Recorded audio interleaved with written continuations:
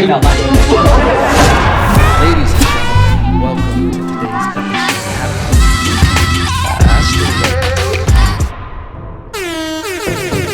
Ladies and gentlemen, it's been a minute. Did I leave you? Yes. Are you gonna take me back this time? Look how time flies when you're not 7 minutes in heaven. Lost a feeling in heaven, but now I'm back better than ever. Ooh, ooh. Do I have this set up yet? Nope.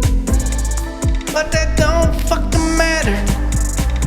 So I'm on a swing, batter. Ooh. Welcome to 7 minutes in heaven.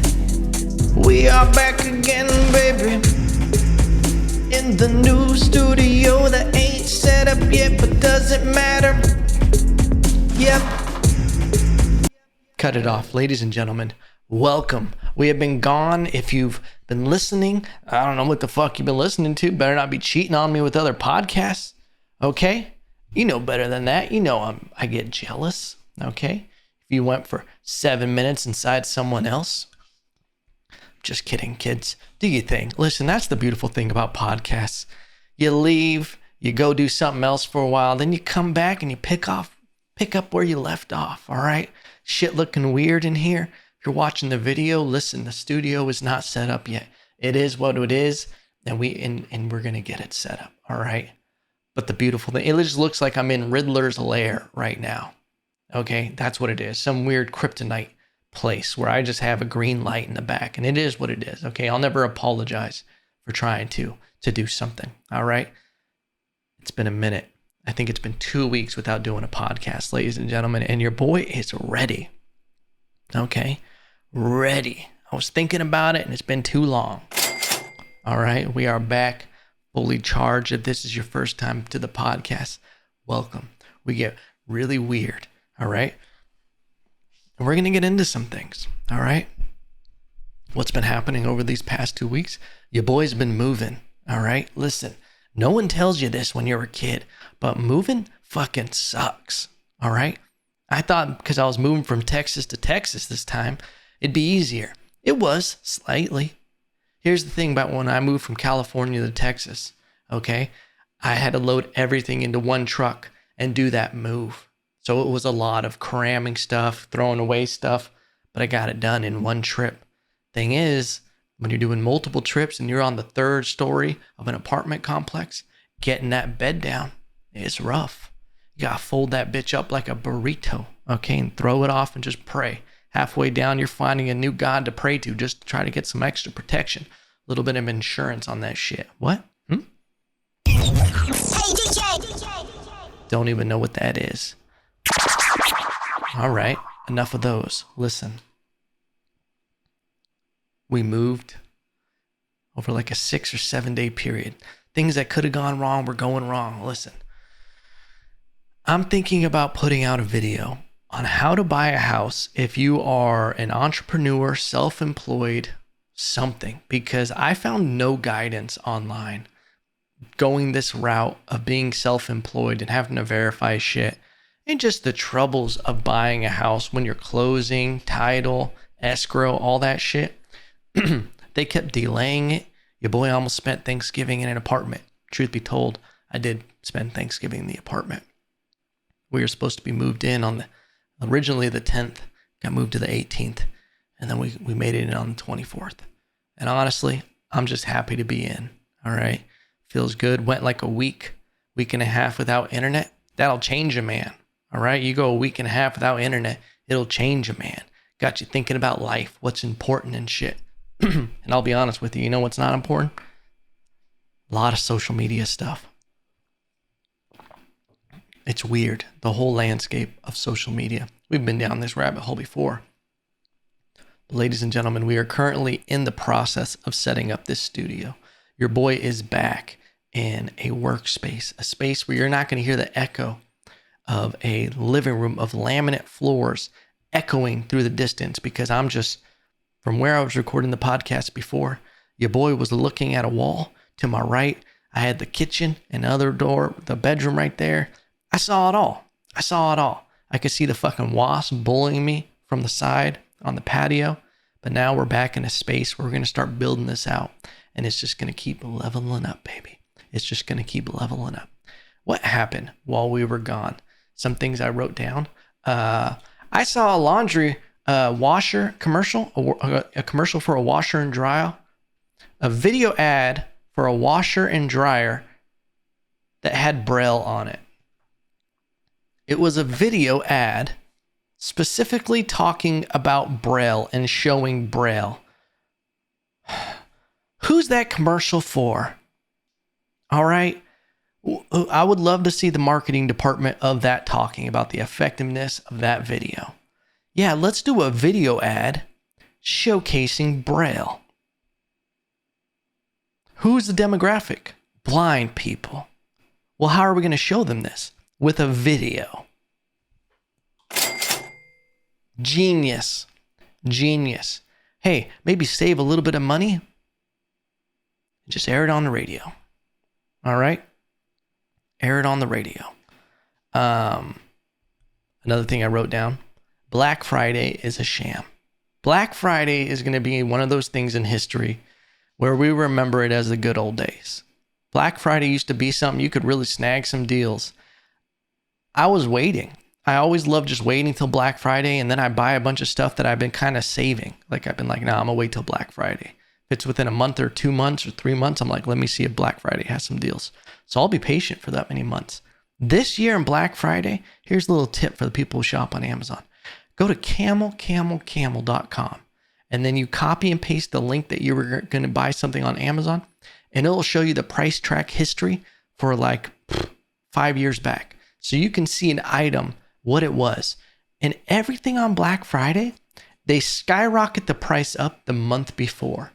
And a lot of times, then they just drop it down to where it was before. In some cases, the price was risen like Jesus Christ. It has risen. But I was looking at hard drives and everything for the studio, and it just $40 more expensive than if I would just bought it in October. And I'm like, you're a fool, Lopez. You're a fool for this. You know, you try to be patient, it just backfires on you. But how are you guys doing? How you guys living? Anybody snag any Black Friday deals? I don't think there really was any. It was just all bullshit, you know? I think it's a weird year for Black Friday anyway. Like, I understand there's the supply chain, so things aren't able to come through as much. So I just think that there's a lot of stuff that happened at the beginning of the pandemic that we're now starting to see the effects of shutting everything down. That was the one thing that early in the pandemic, and you can go back and listen to some of those early pandemic episodes when we were shutting everything down. And I remember talking about there's no free rides. Everything has a cost, like printing money, shutting down an economy. It can be artificially inflated for a little while. We can hold it, you know, for a little while. But then the chickens come in the roost, okay? And we got a fox in the hen house picking out gold, huh? Keep up. But we're like now, what are we? We're a year and a half, getting closer to almost 2 years in the pandy. Now we're going to start seeing the effects, those delayed effects of the pandemic, of everything shutting down. And it's like, we can't hold these artificially low prices. We can't hold inflation back anymore. And I think these next 6 months are going to be pretty rough. In the sense of supply chain and demand and the real cost of shutting things down for so long. It's nuts because I just saw that in New York, they're doing a sweeping vaccine mandate for private employers over the Omicron. Sounds like a goddamn Decepticon. I want to know how they pick these names. You know, I know they have an alphabetical system and different database of names, just like with hurricanes where they go through the alphabet. But I want to know how they picked Omicron. Do you think they go through what sounds the scariest? I remember seeing a Time magazine article title, "The Doomsday Variant. When will the deadly coronavirus that wipes out 50% come?" Or some bullshit like that. And it's literally fear mongering. And no one is talking. Everybody's so, it's like, you ever seen those traps they have for monkeys where they put food in a pot, and they have these baboons that will go in and they'll stick their hand in. They can barely get their hand inside the pot and they can grab the food. But if they make a fist and they grab the food, they can't pull their hand out. But if they just let go of that, they can pull their hand out and escape. But they're so focused on just getting that reward inside that they never release their hand and they get caught, which is nuts. And I feel like that's what's happening a little bit with this vaccine mandate and everything. It's almost like they've gone too far in this direction. There are other options, monoclonal antibodies, other treatments that are coming out that are very effective in treating the COVID, the actual coronavirus. And the severity is going down. That's like the thing that people don't want to talk about with COVID, is every strain, unless there's a crazy mutation, gets weaker and weaker because it doesn't benefit a virus to kill its host. Its main MO is to spread. So it might become more contagious, but it definitely doesn't mean that the virus is going to get more dangerous. And that's something that people aren't talking about, is it should be illegal for journalists, and I say that with quotations, to be able just to say, is this more deadly? Could this be the one that blah, blah, blah? Like if, how in a court system, they're like, whatever. I don't watch a lot of fucking Law and Order that everybody knows all the terms, but they're just like, objection, leading the witness. Like they're trying to lead into you to have a conclusion. That's what it feels like people are doing with these articles. They're trying to get you just to get the vaccine, to be afraid and lead you into this certain direction. I feel like that should be illegal and they should be fined. If you're really doing journalism and your goal is to educate, then they need to be opinion pieces and then to be sources cited. And especially if it has any kind of responsibility or big sway with the public, they should have to be held accountable. You can't just say shit and then have no facts. And if you're saying we should be investigating these big news channels is what I'm saying, because I feel like it's just gotten ridiculous. And that goes for other things that are actually very dangerous. I didn't remember, and that's why I didn't really talk about it much, was the Kyle Rittenhouse trial. I remember seeing the video early on. I remember getting the facts of the case and then dismissing it. That's what sometimes I do. When I get information, like if I do research about vitamins or anything, no matter what it is, once I verify all that stuff, my brain just goes, okay, this is considered a good thing. I don't remember all the exact points. And with this Kyle Rittenhouse case, I remember looking at it and getting the data, the information that was objective and everything, and going, okay, well, it seems like legally there, he wasn't at fault, or at least a technicality, he shouldn't be arrested for this. And I remember classifying that as, okay, well, he's not going to be guilty. And then you start seeing all this stuff on social media and these news stations turning it into a racial issue and also changing the storyline and trying to make it seem like this or like that. And I start questioning myself. And I think that's the goal of these articles. And the point is to sway public opinion to their favor, whether it's for political reasons or whatever.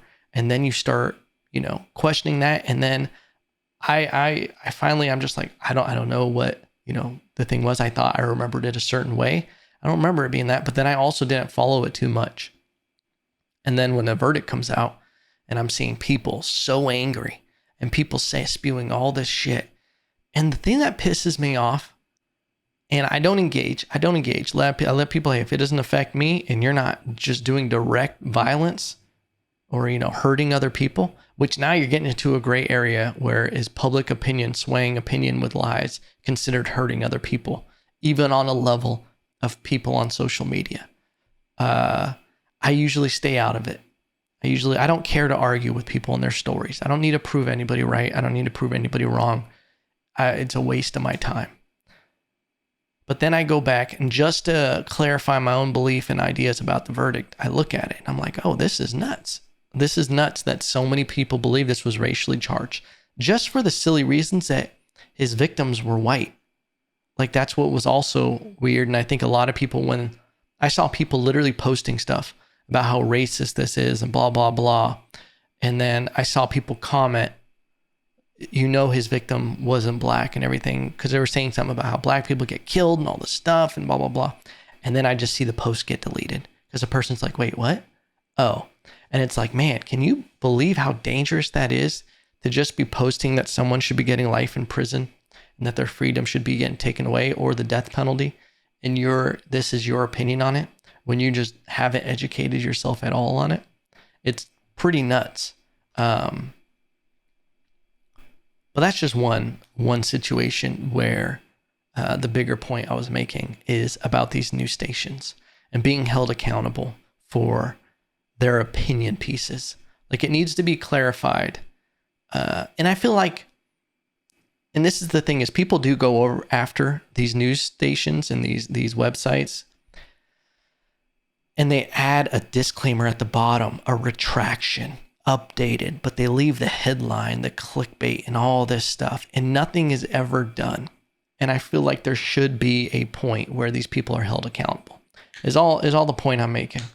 I don't like to get involved in a lot of stuff where I won't give my opinion, especially if it's something like that. I remember, any controversial topics, people will ask, why am I remember that was a big thing early in the pandemic when people are asking, why aren't you posting about this? Why aren't you supporting this? And I'm like, I need time to understand what the fuck is actually going on.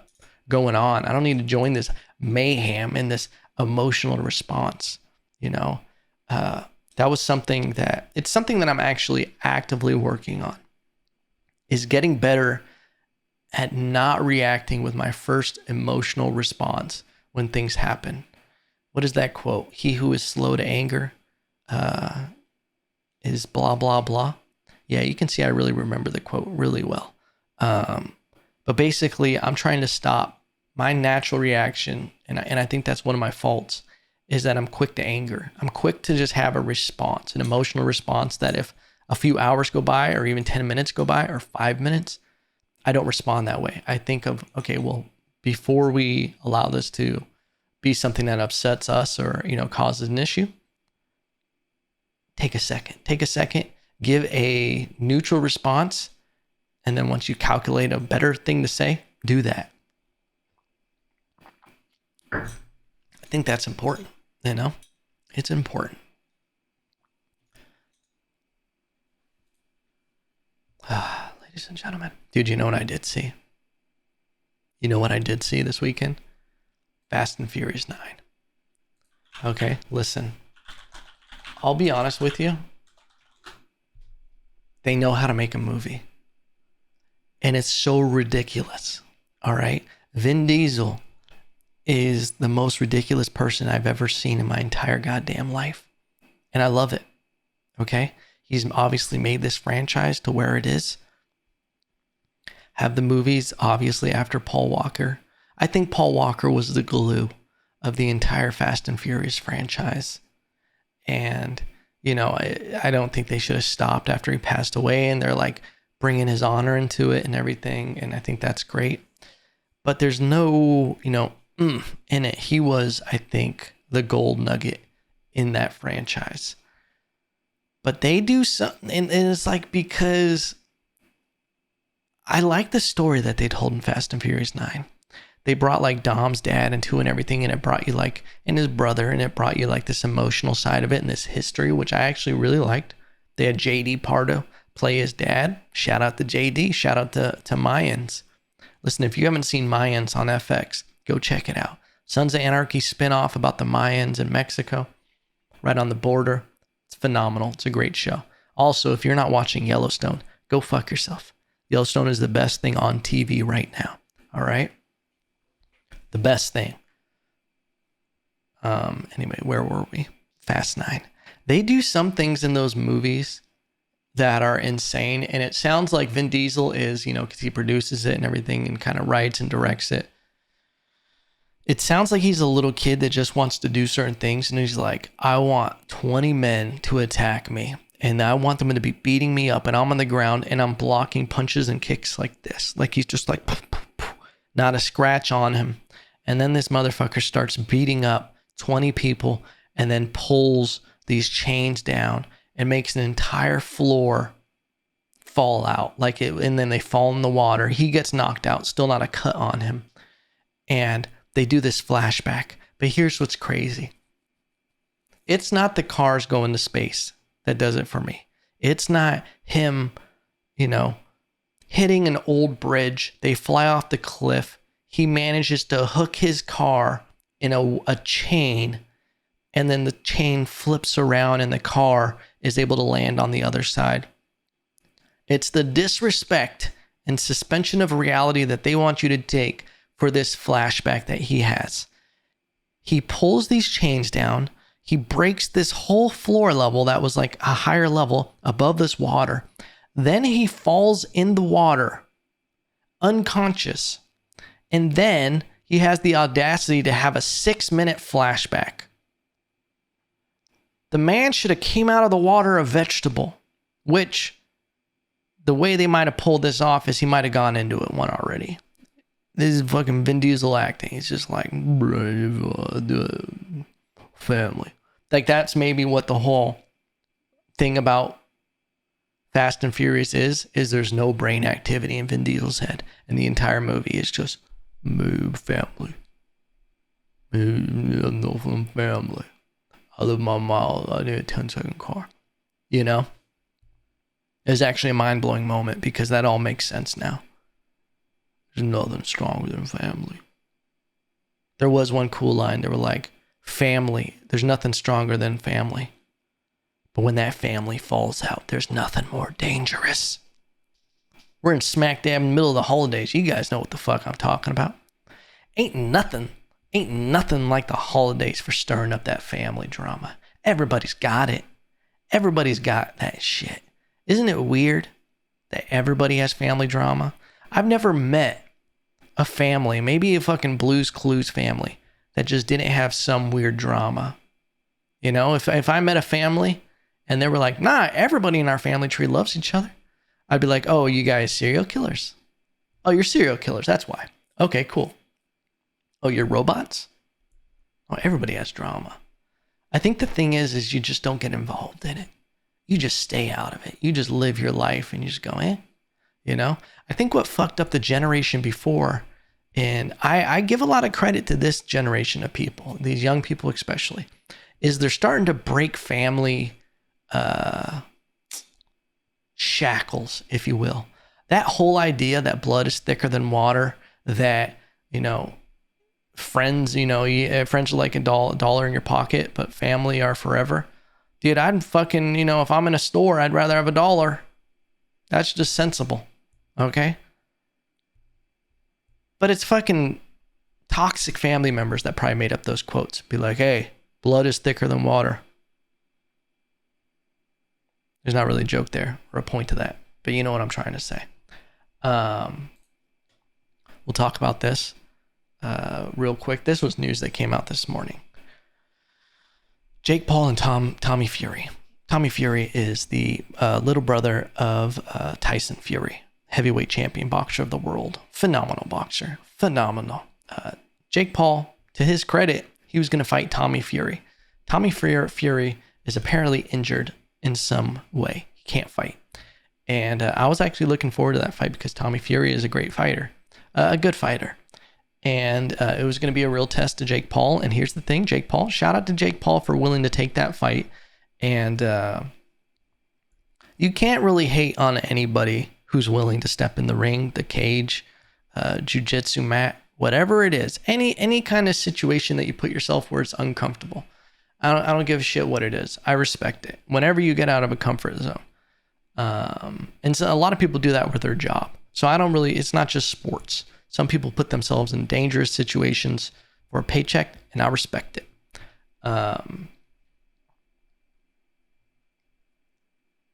Jake Paul and Tommy Fury is off because of this injury. And now we have Tyron Woodley coming in for the rematch. The rematch that no one really wanted to see. Okay, listen. Tyron Woodley, you let me down last fight. And I really hope you go for the knockout this fight. Because it felt like you tried, but it was like it was lackluster. I know you were hyping the fight. I'm always with people getting the bag. But it just didn't do it for me, that last fight. It did show that Jake Paul, it did show that fight, the biggest thing, it showed the difference in boxing when MMA fighters who are good stand-up fighters in boxing get into the cage. It did make me realize, like, wow, they really are a fish out of water in some sense when they actually enter the ring. They have great stand-up for MMA. It's different, the timing, the distance, all of it. But you know who it didn't affect? Anderson Silva. You should go watch Anderson Silva when he fought Camacho Jr. Looking like a seasoned pro boxer with a little unorthodox style. In his 40s, this man is lighting people up.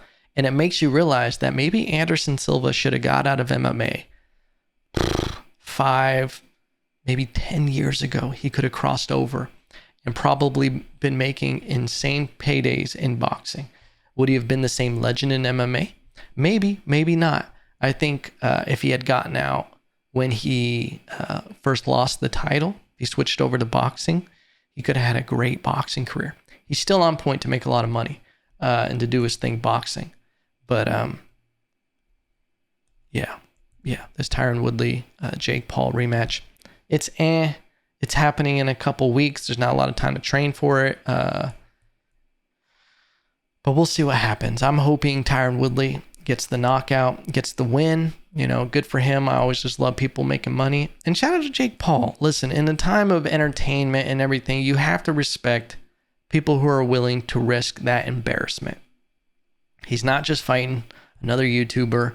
He's not just fighting someone who doesn't do this sport. He's fighting a real champ. And garnering attention. That is like a commodity in modern day entertainment. The Hollywood thing, all of that, it's kind of meh. It's internet now. You got to go on the internet. You got to get your own shit. And it's better that way because then you're in control of your own kingdom. All right? So start your own OnlyFans page. All right? That's the message I'm preaching now. But ladies and gentlemen, I just want to say it's good to be back. First episode in, things are still getting adjusted. As we keep going, we'll get the studio more set up, more things to do. Thank you for listening to this episode. Thanks for being a supporter of the podcast.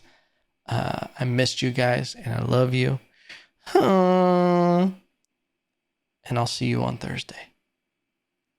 And remember, I still love you.